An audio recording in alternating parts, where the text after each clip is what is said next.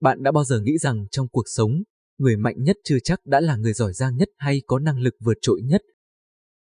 Đôi khi, sức mạnh thực sự lại nằm ở sự kiên định, lòng trung thành và khả năng dẫn dắt người khác vượt qua nghịch cảnh. Đây cũng chính là thông điệp sâu sắc mà câu chuyện về Đường Tăng trong Tây Du Ký để lại. Hành trình thỉnh kinh của năm thầy trò Đường Tăng là biểu tượng cho con đường mà mỗi người trong chúng ta phải bước qua trong cuộc đời. Đó là con đường đầy thử thách, khó khăn, đôi lúc tưởng chừng không thể vượt qua. Trong số 5 người, Đường Tăng một phàm nhân không biết phép thuật, không có sức mạnh thể chất lại là người dẫn đầu. Là cột mốc tinh thần giúp cả đội hướng tới mục tiêu cuối cùng, mang kinh Phật về phổ độ chúng sinh. Câu hỏi đặt ra là, điều gì đã khiến Đường Tăng người yếu đuối nhất về thể chất được tôn vinh? Thậm chí còn vượt qua cả Tôn Ngộ Không và Bồ Tát Quán Âm, trở thành một trong những vị Phật quyền năng nhất sau hành trình thỉnh kinh. Đó có phải chỉ đơn thuần là phần thưởng cho công lao hay còn ẩn chứa ý nghĩa sâu xa hơn về sự giác ngộ trong Phật Pháp và giá trị của ý chí con người? Hãy cùng chúng ta nhìn lại câu chuyện của Đường Tăng, không chỉ để hiểu về hành trình gian nan mà ông và các đồ đệ đã trải qua, mà còn để tìm thấy những bài học quý giá có thể áp dụng vào cuộc sống hiện tại. Đây không chỉ là câu chuyện của một nhân vật trong tiểu thuyết, mà là một tấm gương phản chiếu chính những khó khăn, quyết tâm và lựa chọn mà mỗi chúng ta đối mặt hàng ngày. Bắt đầu từ hành trình đó, bạn sẽ thấy rằng sức mạnh thực sự không nằm ở những gì bạn có, mà nằm ở cách bạn sử dụng ý chí để biến những điều tưởng chừng bất khả thi thành hiện thực. Đó mới là sức mạnh thật sự, sức mạnh của Đường Tăng, sức mạnh của mỗi chúng ta. Khi nhắc đến hành trình thỉnh kinh trong Tây Du Ký, chúng ta thường ấn tượng bởi những màn chiến đấu ngoạn mục của Tôn Ngộ Không, sức mạnh phi thường của Sa Tăng hay lòng trung thành của chư bát giới. Nhưng ẩn sâu bên trong câu chuyện là vai trò đặc biệt của Đường Tăng, người dẫn đầu cả đội, không phải bằng sức mạnh cơ bắp hay phép thuật siêu phàm, mà bằng ý chí sắt đá và tấm lòng hướng thiện. Đường Tăng bắt đầu hành trình với tư cách là một phàm nhân thuần túy. Ông không có phép thuật, không thể chống lại yêu ma quỷ quái, và thường xuyên bị xem là gánh nặng bởi nhiều người. Thế nhưng, có một điều mà ông luôn giữ vững, niềm tin vào mục tiêu cao cả mang kinh Phật về Trung Hoa để phổ độ chúng sinh. Chính niềm tin đó đã trở thành ánh sáng dẫn đường không chỉ cho bản thân ông, mà còn cho cả những người đồng hành, kể cả Tôn Ngộ Không, người vốn có tính cách nóng nảy và thích làm theo ý mình. Trên hành trình, Đường Tăng đã gặp vô vàn thử thách, từ những cám dỗ vật chất đến những hiểm họa chết người. Ông từng bị yêu quái bắt giam, từng bị hiểu lầm, thậm chí từng bị chính đồ đệ nghi ngờ. Nhưng điều đáng kinh ngạc là ông chưa bao giờ từ bỏ. Ngay cả khi biết chùa Tiểu Lôi Âm là một cái bẫy của yêu quái Hoàng Mi, Đường Tăng vẫn bước vào mà không do dự. Vì sao? Vì trong lòng ông, trách nhiệm với sứ mệnh thỉnh kinh còn lớn hơn nỗi sợ hãi trước cái chết. Điều này làm chúng ta phải tự hỏi, trong cuộc sống hiện tại, có bao nhiêu người trong chúng ta dám giữ vững niềm tin và trách nhiệm của mình khi đối mặt với nghịch cảnh? Có bao giờ bạn đứng trước một lựa chọn khó khăn và nghĩ rằng, nếu tiếp tục, mình có thể thất bại, thậm chí đánh đổi tất cả, nhưng dừng lại thì nghĩa là mình đã từ bỏ giá trị của bản thân? Câu chuyện của Đường Tăng không chỉ nói về một người đi thỉnh kinh, mà còn là hình ảnh ẩn dụ cho những nhà lãnh đạo kiên định. Những người cha, người mẹ, người thầy luôn âm thầm dẫn dắt người khác vượt qua khó khăn. Đường Tăng không phải là người mạnh nhất trong nhóm, nhưng ông là người duy nhất giữ được sự bình tĩnh, sáng suốt để dẫn dắt đội ngũ qua 81 kiếp nạn. Đây chính là phẩm chất cần có của một người lãnh đạo. Khi nhìn lại hành trình, ta nhận ra rằng Đường Tăng không chỉ là người đi lấy kinh, mà còn là biểu tượng của lòng tin và sự hy sinh. Ông đại diện cho những người không cần phải tỏa sáng, nhưng nhờ vào sự kiên nhẫn và ý chí không lay chuyển, họ trở thành trung tâm của sự thay đổi. Hãy thử nghĩ về vai trò của Đường Tăng trong đời sống thực tại. Bạn có thể không phải là người tài giỏi nhất, cũng không cần là người nhanh nhạy nhất. Nhưng nếu bạn giữ được tấm lòng trong sáng, không lay chuyển trước khó khăn, bạn sẽ trở thành ngọn hải đăng dẫn lối cho người khác. Giống như Đường Tăng, sự hiện diện của bạn có thể chính là nguồn động lực để những người xung quanh cùng tiến về mục tiêu chung. Hành trình thỉnh kinh không phải chỉ là câu chuyện viễn tưởng, mà là bài học quý giá về giá trị của sự dẫn dắt tinh thần, lòng kiên nhẫn và trách nhiệm. Đây là lý do tại sao Đường Tăng, dù không có sức mạnh phi thường, vẫn là người duy nhất có thể hoàn thành sứ mệnh cao cả này. Và khi hiểu được điều đó, chúng ta sẽ nhận ra rằng, mỗi người, dù xuất phát điểm là gì, đều có thể trở thành một Đường Tăng trên hành trình của chính mình. lãnh đạo không chỉ đơn thuần là chỉ huy, mà còn là khả năng giữ vững định hướng và truyền cảm hứng cho những người xung quanh, ngay cả khi đối mặt với nghịch cảnh. Đường Tăng trong Tây Du Ký chính là hiện thân của một người lãnh đạo như vậy, một người không có sức mạnh nhưng có niềm tin mãnh liệt, không có quyền năng nhưng có ý chí vượt mọi thử thách. Để hiểu rõ hơn về vai trò lãnh đạo của Đường Tăng, hãy nhìn vào cách ông đối mặt với những thử thách trên hành trình. Mỗi kiếp nạn không chỉ là khó khăn vật lý, mà còn là thử thách về mặt tinh thần và đạo đức. Những yêu quái, thử thách đến từ môi trường, và đôi khi là sự bất mãn từ chính đồ đệ, đều là biểu tượng cho những trở ngại mà chúng ta phải đối diện trong đời sống, áp lực từ bên ngoài, nội tâm dao động và sự bất đồng trong nhóm. Thử thách lớn nhất của Đường Tăng không nằm ở việc đối đầu với yêu ma, mà ở việc làm sao để giữ cho cả đội ngũ với những tính cách và năng lực khác nhau đồng hành hướng về một mục tiêu chung. Tôn Ngộ không nóng nảy và thường hành động tùy hứng. Chư bát giới lười biếng, thường xuyên ham mê hưởng thụ. Sa Tăng trầm mặc, ít ý kiến nhưng không nổi bật. Trong một tập thể đa dạng như vậy, Đường Tăng không chỉ phải lãnh đạo mà còn phải học cách dung hòa mọi mâu thuẫn, giữ cho mọi người gắn bó và không rời bỏ sứ mệnh. Ở đây, phẩm chất kiên định của Đường Tăng trở thành chìa khóa. Ông không có sức mạnh để trấn áp, nhưng lại có khả năng lay động bằng sự chân thành. Ví dụ, mỗi khi Tôn Ngộ không nổi nóng hoặc hành động sai trái, Đường Tăng không dùng quyền lực để áp đặt, mà dùng lời lẽ từ bi và đạo đức để khuyên răn.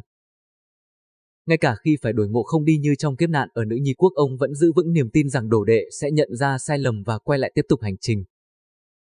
Hành động này của Đường Tăng dạy chúng ta bài học quan trọng trong lãnh đạo. Đôi khi, người dẫn đầu cần biết đặt lòng tin vào đồng đội của mình. Thay vì kiểm soát mọi thứ, hãy cho người khác cơ hội để học hỏi từ sai lầm, trưởng thành và tự giác quay trở lại đúng con đường. Trong cuộc sống hiện tại, vai trò của Đường Tăng không khó để nhận ra. Đó có thể là một người quản lý trong công ty, người phải điều hòa những xung đột nội bộ và giúp đội ngũ cùng hướng tới mục tiêu chung. Đó có thể là một người cha, người mẹ, phải kiên nhẫn dẫn dắt con cái vượt qua những thử thách của cuộc sống. Đó cũng có thể là một người bạn, luôn ở bên và động viên người khác trong những lúc khó khăn nhất. Sự kiên định của Đường Tăng còn được thể hiện qua cách ông đối diện với cám dỗ. Khi yêu quái giả dạng để dụ dỗ bằng quyền lực, sắc đẹp hay vật chất, Đường Tăng không hề lay chuyển. Ông hiểu rằng tất cả những thứ đó chỉ là phù du, và việc theo đuổi chân lý mới là giá trị bền vững. Điều này dạy chúng ta rằng, để lãnh đạo bản thân và người khác, điều đầu tiên cần làm là không để bản thân bị lôi cuốn bởi những điều không thực sự quan trọng. Đặc biệt, trong kiếp nạn ở chùa Tiểu Lôi Âm, Đường Tăng biết rõ đó là một cái bẫy, nhưng vẫn bước vào. Hành động này không phải là thiếu hiểu biết, mà là sự hy sinh cao cả. Ông hiểu rằng đôi khi, lãnh đạo là chấp nhận mạo hiểm, thậm chí chịu đau đớn để bảo vệ giá trị mà mình tin tưởng. Trong bối cảnh hiện đại, điều này có thể ví như những nhà lãnh đạo sẵn sàng đứng lên bảo vệ công lý, dù biết rằng sẽ gặp nhiều khó khăn hay thậm chí là thất bại. Vai trò của Đường Tăng trong Tây Du Ký không chỉ là người dẫn đầu hành trình, mà còn là hình ảnh của một nhà lãnh đạo kiên định, không ngại hy sinh và luôn đặt niềm tin vào những giá trị cao đẹp. Điều này giải thích tại sao, sau khi thỉnh kinh thành công, ông được phong làm chiêm đàn công đức Phật vượt qua cả Tôn Ngộ Không và Bồ Tát Quán Âm. Bởi vì, trong mắt Như Lai, giá trị thực sự của lãnh đạo không phải nằm ở sức mạnh hay quyền năng, mà ở khả năng duy trì sự đoàn kết, lòng tin và lòng kiên nhẫn trong hành trình đạt đến chân lý. Hãy nhìn lại cuộc sống của chính mình. Bạn có đang giữ vai trò là Đường Tăng trong hành trình nào không? Có lẽ, bạn không cần phép thuật để dẫn dắt người khác, mà chỉ cần giữ vững niềm tin và lòng kiên trì. Và biết đâu, chính bạn cũng sẽ trở thành một người dẫn đường, mang lại ý nghĩa lớn lao cho những người xung quanh mình. Khi hành trình thỉnh kinh kết thúc, Đường Tăng không chỉ hoàn thành sứ mệnh mang kinh Phật về Trung Hoa, mà còn được Phật Như Lai phong làm chiêm đàn công đức Phật, một danh hiệu mang ý nghĩa lớn lao, vượt trên cả Tôn Ngộ Không và Bồ Tát Quán Âm. Nhiều người đặt câu hỏi, tại sao một người phàm như Đường Tăng, không có sức mạnh phép thuật, lại đạt được vị trí cao như vậy? Và sức mạnh thực sự của ông sau khi thành Phật là gì? Trước tiên, chúng ta cần hiểu rằng sức mạnh của Đường Tăng không nằm ở những khả năng siêu nhiên hay quyền năng trấn áp vạn vật, mà ở tâm lực, sức mạnh, tinh thần và sự giác ngộ sâu sắc. Sau khi thành Phật, Đường Tăng không cần phép thuật để hàng phục yêu ma hay biến hóa thần kỳ. Ông đã đạt đến cảnh giới cao nhất, nơi sức mạnh không còn phụ thuộc vào hình thức bên ngoài, mà đến từ nội tâm thuần tịnh và trí tuệ giác ngộ. Hành trình 81 kiếp nạn không chỉ là thử thách thể chất, mà còn là quá trình thanh lọc tâm hồn, rèn luyện ý chí và lòng từ bi của Đường Tăng. Chính quá trình này đã giúp ông vượt qua giới hạn của phàm nhân, tiến đến sự hoàn thiện về mặt tâm linh. Sau khi thành Phật, sức mạnh lớn nhất của ông là khả năng phổ độ chúng sinh, lan tỏa lòng từ bi và dẫn dắt người khác vượt qua đau khổ bằng chính ánh sáng của Phật Pháp. Ví dụ, trong cuộc sống hiện đại, sức mạnh này có thể được ví như khả năng truyền cảm hứng và tác động tích cực đến người khác. Một người lãnh đạo không nhất thiết phải có quyền lực hay tài năng vượt trội, nhưng nếu họ có thể dẫn dắt bằng sự đồng cảm, trí tuệ và tấm lòng chân thành, thì họ đã tạo ra một sức mạnh to lớn, giúp người khác vượt qua khó khăn và tìm thấy ý nghĩa trong cuộc sống. Thứ hai, danh hiệu Chiêm đàn công đức Phật của Đường Tăng nhấn mạnh đến công lao to lớn trong việc hoàn thành sứ mệnh thỉnh kinh. Đường Tăng đã chứng minh rằng, thành công không chỉ đến từ kỹ năng hay sức mạnh cá nhân, mà còn từ khả năng chịu đựng, kiên trì và trung thành với lý tưởng. Đây chính là bài học lớn cho tất cả chúng ta, sức mạnh thật sự nằm ở việc không từ bỏ con đường mình đã chọn, dù khó khăn đến đâu. Sau khi trở thành Phật, Đường Tăng không còn là một phàm nhân yếu đuối, dễ bị yêu ma quấy nhiễu. Ông đã đạt đến trạng thái an nhiên, nơi mọi khổ đau và cám dỗ không còn ảnh hưởng đến tâm trí. Đây là trạng thái mà bất kỳ ai cũng có thể hướng tới trong cuộc sống, một tâm thế bình thản trước sóng gió, không bị chi phối bởi ngoại cảnh. Hãy thử áp dụng bài học này vào đời sống của chúng ta. Khi đối mặt với áp lực công việc, mâu thuẫn gia đình hay những thất bại trong cuộc sống, thay vì hoảng loạn hoặc tìm cách chống trả, hãy thử giống như Đường Tăng bình tĩnh đối diện và dùng trí tuệ để giải quyết. Sự bình tĩnh và sáng suốt chính là biểu hiện của sức mạnh nội tâm, và đó cũng chính là điều khiến Đường Tăng vượt lên trên cả Tôn Ngộ Không và Bồ Tát Quán Âm. Cuối cùng, chúng ta cần nhớ rằng sức mạnh của Đường Tăng sau khi thành Phật không chỉ dành riêng cho ông, mà còn là thông điệp dành cho tất cả chúng sinh. Phật Pháp không yêu cầu bạn phải có sức mạnh phi thường hay trí tuệ vượt trội từ đầu. Điều quan trọng là bạn có dám bắt đầu hành trình của mình, vượt qua những thử thách và không ngừng rèn luyện bản thân hay không. Sức mạnh thực sự của Đường Tăng là lời nhắc nhở rằng, mỗi người đều có khả năng trở thành phiên bản tốt nhất của chính mình. Bạn không cần phải hoàn hảo ngay từ đầu, mà chỉ cần kiên trì và tin tưởng vào con đường mình chọn. Và khi làm được điều đó, bạn không chỉ thay đổi bản thân, mà còn có thể truyền cảm hứng và giúp đỡ người khác trên hành trình tìm kiếm hạnh phúc và giác ngộ. Câu chuyện của Đường Tăng kết thúc, nhưng bài học mà ông để lại vẫn tiếp tục sống mãi. Đó là sức mạnh của niềm tin, ý chí và lòng từ bi, những giá trị không chỉ đưa ông đến cảnh giới cao nhất, mà còn giúp ông lan tỏa ánh sáng của Phật Pháp đến muôn nơi. Và chính bạn, trong cuộc hành trình của mình, cũng có thể trở thành một chiêm đàn công đức Phật, người mang lại sự thay đổi tích cực cho thế giới xung quanh. Để hiểu tại sao Ngô Thừa Ân, tác giả của Tây Du Ký, lại xây dựng hình ảnh Đường Tăng như một người đạt cảnh giới cao nhất sau hành trình thỉnh kinh, chúng ta cần quay lại những thông điệp cốt lõi mà tác phẩm muốn truyền tải. Tây Du Ký không đơn thuần là câu chuyện phiêu lưu đầy màu sắc thần thoại, mà là một hành trình tâm linh sâu sắc, phản ánh triết lý Phật giáo và đạo giáo. Trong thế giới ấy, Đường Tăng, một phàm nhân yếu đuối, lại được đặt vào vai trò trung tâm, dẫn dắt những đồ đệ đầy sức mạnh như Tôn Ngộ Không, Chư Bát Giới và Sa Tăng. Điều này không phải là sự sắp đặt ngẫu nhiên, mà ẩn chứa một thông điệp sâu xa. Sức mạnh thật sự không nằm ở quyền năng hay võ lực, mà ở lòng kiên trì, đức hạnh và sự giác ngộ. 1. Biểu tượng của sự giác ngộ và con đường Phật Pháp. Đường Tăng, vốn là Kim Thiền Tử, đệ tử của Phật Như Lai, tượng trưng cho một tâm hồn đang tìm lại chính mình. Việc ông bị đày xuống trần gian là sự nhắc nhở rằng, ngay cả những ai từng giác ngộ cũng có thể rơi vào mê lầm và cần trải qua thử thách để tìm về chân lý. Hành trình thỉnh kinh chính là một phép ẩn dụ cho con đường tu hành, đầy khó khăn nhưng dẫn tới sự giải thoát.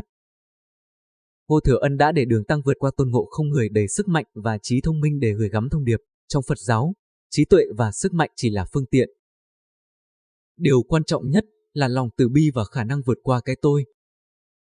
Tôn Ngộ Không tuy mạnh mẽ, nhưng trong suốt hành trình, thường xuyên bộc lộ cái tôi ngạo mạn và nóng nảy.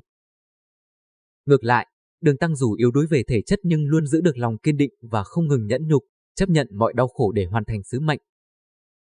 Chính điều này khiến ông đạt được vị trí cao hơn, bởi giác ngộ không phải là chiến thắng kẻ khác, mà là chiến thắng chính mình. 2. vai trò của người lãnh đạo và lòng tin vào đồng đội. Một lý do khác khiến Ngô Thừa Ân đặt Đường Tăng ở vị trí vượt trội là để nhấn mạnh vai trò của người lãnh đạo. Đường Tăng, dù không có phép thuật, vẫn là trung tâm của nhóm nhờ vào niềm tin mãnh liệt và sự kiên định của ông.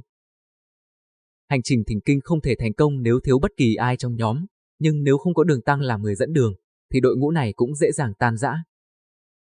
Trong xã hội hiện đại, đây là bài học quan trọng về vai trò của người lãnh đạo. Lãnh đạo không cần làm tất cả mọi việc, mà cần định hướng và tạo động lực để mọi người cùng hoàn thành mục tiêu chung. Đường Tăng tin tưởng vào đồ đệ của mình, ngay cả khi họ phạm sai lầm. Điều này được thể hiện rõ qua cách ông đối xử với Tôn Ngộ Không, dù nhiều lần trách mắng, thậm chí đuổi đi, nhưng cuối cùng, ông vẫn đón nhận Ngộ Không trở lại. Sự bao dung này chính là yếu tố giúp cả nhóm đoàn kết và vượt qua mọi thử thách. 3. Sự ưu ái dành cho người kiên định với chân lý. Ngô Thừa Ân đã để Đường Tăng trở thành một nhân vật vượt trên cả Tôn Ngộ Không và Quán Âm bởi ông muốn tôn vinh phẩm chất kiên định và lòng trung thành với chân lý. 81 kiếp nạn không chỉ là thử thách bên ngoài, mà còn là bài kiểm tra nội tâm của Đường Tăng. Khi đối mặt với yêu quái, ông không bao giờ dao động trước những cám dỗ như quyền lực, danh vọng hay sự an nhàn. Thậm chí, trong tình huống nguy hiểm, Đường Tăng vẫn giữ vững lòng tin vào Phật Pháp, chấp nhận hy sinh bản thân để bảo vệ sứ mệnh.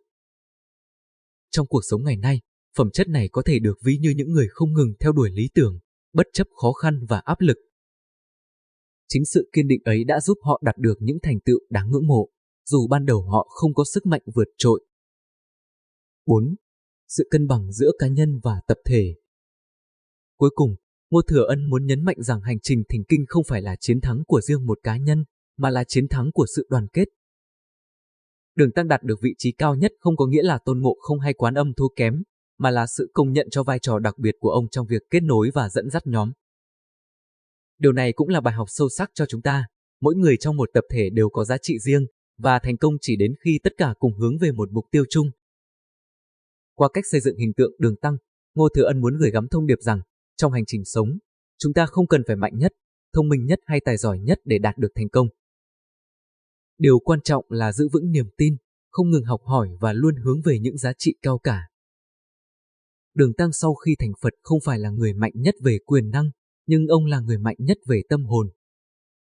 Và đó chính là sức mạnh lớn nhất mà mỗi người đều có thể đạt được, nếu chúng ta sẵn lòng rèn luyện và vượt qua chính mình.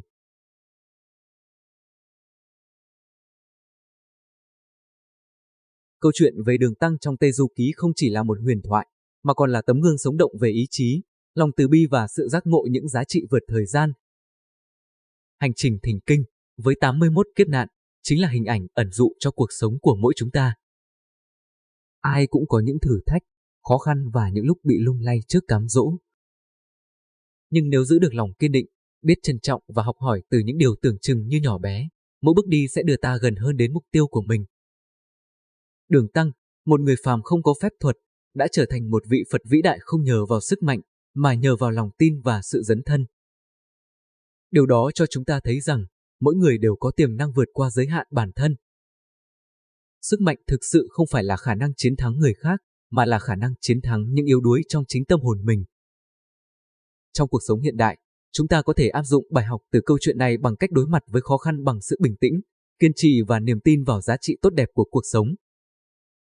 Dù hành trình của bạn là gì, tìm kiếm hạnh phúc, đạt được mục tiêu cá nhân hay giúp đỡ người khác, hãy nhớ rằng bạn không cần phải hoàn hảo ngay từ đầu. Điều quan trọng là bước đi, không ngừng cải thiện và giữ vững lòng thiện lành trong tim. Hình ảnh Đường Tăng đứng trước Phật Như Lai, nhận danh hiệu Chiêm Đàn Công Đức Phật, là lời nhắc nhở rằng mọi nỗ lực, dù lớn hay nhỏ, đều sẽ được đền đáp xứng đáng. Phật Pháp không chỉ dành cho những ai đã giác ngộ, mà còn dành cho những ai đang trên con đường tìm kiếm chân lý. Hãy để câu chuyện của Đường Tăng truyền cảm hứng cho chúng ta, giúp mỗi người thêm vững tâm bước đi trên con đường của riêng mình. Và hãy nhớ rằng, dù cho hành trình ấy có dài bao nhiêu, khó khăn thế nào, ánh sáng của Phật Pháp sẽ luôn dẫn lối, miễn là bạn tin tưởng và không ngừng tiến về phía trước. Nam Mô A Di Đà Phật.